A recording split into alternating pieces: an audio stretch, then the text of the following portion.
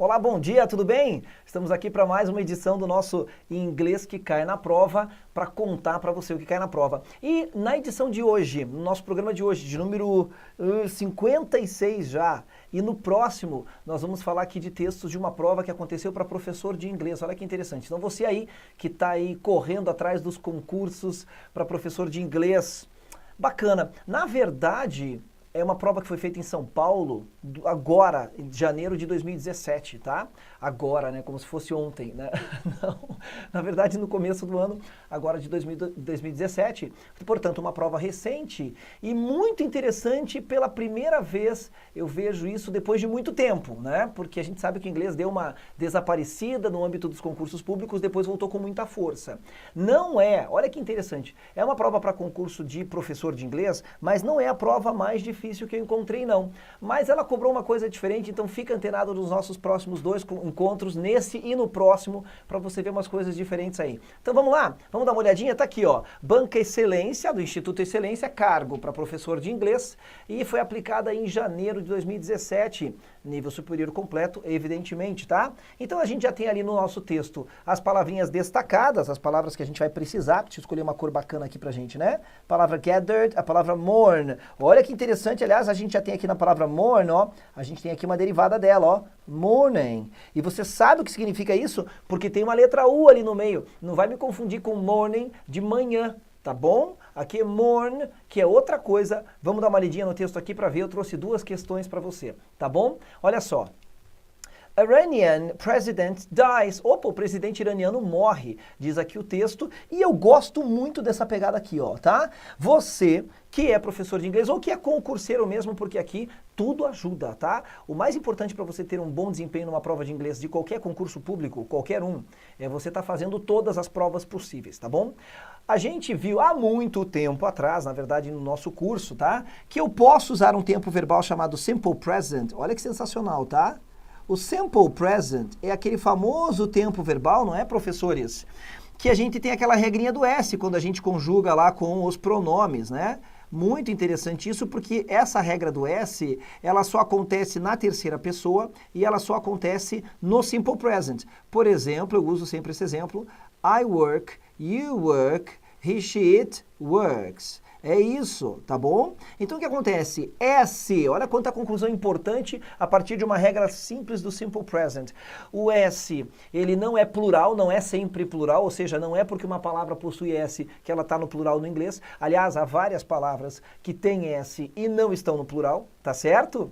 E ele indica, se for num verbo, que é simple present, porque só no simple present o verbo pode levar um S, tá bom? Então essa é uma conclusão importante. Veja como o verbo no inglês não tem plural, ó. I work, eu trabalho. They work, eles ou elas trabalham. Embora a tradução mude, no inglês o verbo continua sendo o mesmo, só muda no português, porque no português verbo tem plural, né? Eu faço, eles fazem, certo? No inglês não.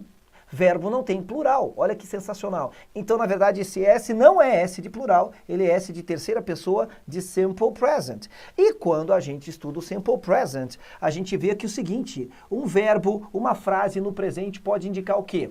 O uso mais comum, que está mais disseminado que as pessoas falam, é que o simple present pode indicar ações habituais. Eu vou chamar aqui de ações habituais, embora hajam livros que falam sobre ações de rotina, esse tipo de coisa.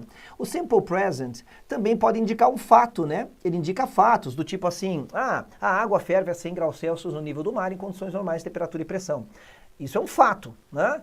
Agora, olha que interessante, nem todos sabem que o simple present pode indicar futuro. Exatamente, igualzinho no português, a gente vai dizer que é futuro futuro programado, tá? O futuro programado, que é aquele futuro que não depende da vontade da pessoa. Quando você diz assim, ó, o show começa às 9. Veja, o verbo está no presente, começa, mas não começou ainda. Né? Você fala para um colega, ó, não se atrase, o show começa às 9. A gente faz a mesma coisa no português. A gente usa verbos no presente para dar a ideia de futuro. E é um futuro que não depende da tua vontade. Quando o show começa às 9, o que quer que aconteça com você, o show começa às 9. Tá bom? Agora, o simple present também pode ser usado como está no texto, que é sensacional esse uso. Ele pode ser usado para indicar o passado. É isso mesmo. Quando for uma narrativa. Uma narrativa igualzinho a que a gente faz no português. O exemplo que eu dou geralmente nas minhas aulas é assim, ó. John chega em casa tarde. Ó, todos os verbos vão marcando na minha mão. John chega em casa tarde. Ele encontra a porta aberta. Ele entra. Está tudo arrombado, né? Tudo bagunçado. Ele chama a polícia. Na verdade, tudo isso aqui são verbos no presente, dando uma ideia de algo que já aconteceu. Isso é bem comum. Tá bom? Então é igualzinho ao português, poucas pessoas destacam isso no inglês, que um verbo no presente pode dar ideia de passado quando se trata de uma narrativa, que é o que está no começo do nosso texto. Então quando ele diz que o presidente iraniano morre, na verdade isto já aconteceu. E aí ele fala assim, ó, Akbar Hassemi Rafsanjani, sei lá como é que fala esse negócio. Deve ser Rafsanjani, sei lá. The former Iranian president suffered a heart attack and died at the age of 82. Tens of thousands gathered at Tehran University to attend the funeral and mourn the man who was president from 1989 to 1997. Iran has undergone 3 days of official mourning. The president, já vou trocar aqui a palavra. The president was buried next to the Iranian revolutionary leader Ayatollah Khomeini. Então, o que está dizendo esse texto aqui? Olha que bacana. Vamos fazer a nossa tradução típica de sempre, né? Que não é uma tradução literal. Eu não sou a favor de tradução literal das palavras. A gente tem que levar em consideração o contexto, tá bom? Ele diz assim que, bom, o presidente iraniano morre. Isso aqui quer dizer, significa que já aconteceu. Então, o nosso presidente aqui, o antigo, olha que palavra bonita, antigo presidente iraniano, sofreu um ataque do coração e morreu com a idade de 82 anos. Dezenas de milhares se juntaram na Universidade do Teherã para participar do funeral e mourn.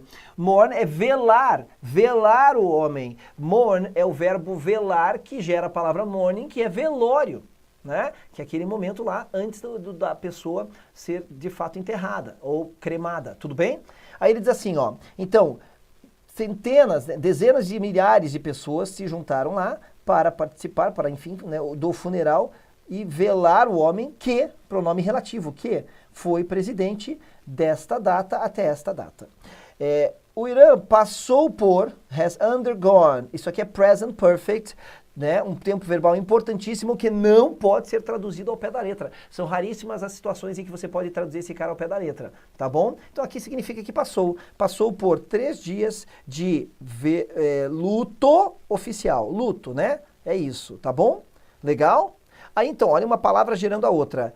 Bom, o presidente foi enterrado, a pronúncia é aquela mesma que eu falei, buried, próximo ao líder revolucionário iraniano, Ayatollah Khomeini. E aí, a gente tem as nossas questõezinhas aqui, tá bom? No texto, nós traduzimos a palavra gathered como sendo o quê? Ó, gathered como sendo se juntarem. O verbo gather é o verbo juntar, que pode indicar você juntar as folhas do jardim, como pode indicar aglomeração de pessoas, tá bom?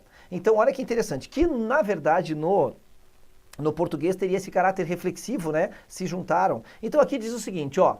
According to the text above, the word gathered can be classified as, ou seja, de acordo com o texto, a palavra gathered pode ser classificada como o quê? Gente, essa é uma tendência que está vindo para os concursos e o Instituto Excelência vem mostrando isso, tá? Mas não é só o Instituto que faz isso, não é só a Banca Excelência. Lentamente, esse movimento vem acontecendo há 1 ano e meio, mais ou menos 2, tá? Lentamente, as bancas estão começando a cobrar novamente estrutura gramatical dentro da língua inglesa, que durante muito tempo ficou só nessa pegada interpretativa, não precisa dar nome aos bois, agora tem sim. E claro, essa é uma prova para professor de inglês, você tem que dominar o assunto também nesse nível, saber o nome das estruturas gramaticais, certo? Não saber somente usar o idioma. Então olha que bacana, mas isso não vale só para professor. As bancas estão voltando a cobrar nomes das estruturas que compõem o texto. Certo? Estruturas gramaticais. Então veja, a palavra gathered, ela pode ser um verbo no passado particípio, ela é um verbo no passado simples, é um verbo no infinitivo ou nenhuma das anteriores. Bom, eu já vou destacar, como é que chama? Destacar não. Eu já vou eliminar essa daqui, porque verbo no infinitivo, necessariamente ele vem acompanhado da partícula to, certo? Por exemplo, quando você diz assim, ó, I like to dance. I like to dance.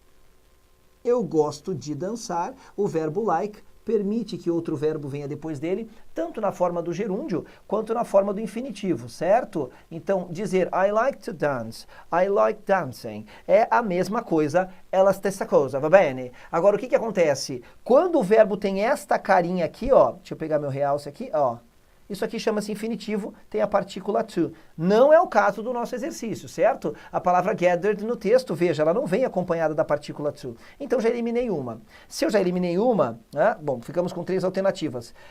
Os verbos regulares, por exemplo, o verbo work, ele vai para o passado com ed e ele vai para o passado particípio também com ed.